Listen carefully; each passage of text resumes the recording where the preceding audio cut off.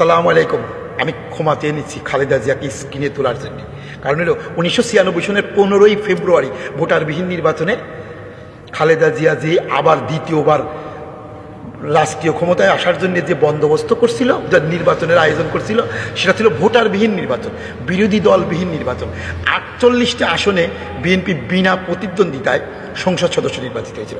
286 আসনে নির্বাচিত হয়ে এই অবৈধ ভোটের কারবারের মানুষদের ছিল হলো খালেদা জিয়া।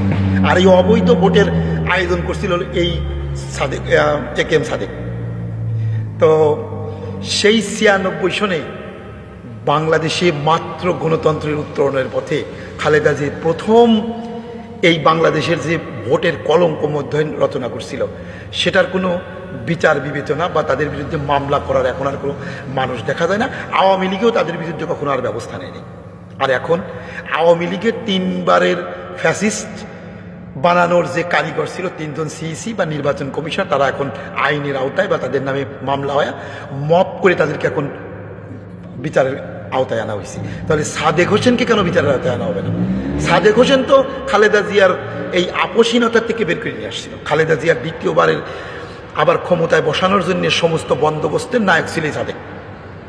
তো ওনাকেও আইনের আওতায় আনা হোক, ওনাকেও জবাবদিহিতার জায়গায় নিয়ে ওনার কাছ থেকেও আমরা জানতে চাই যে উনি কোন স্বার্থে, কোন মানে উনি এই অঘটনগুলো ঘটায় বাংলাদেশে গণতান্ত্রিক ব্যবস্থার একেবারে কবর রচনা করছিল এই সাদেক সাহেব বিএনপির শাসনামলে।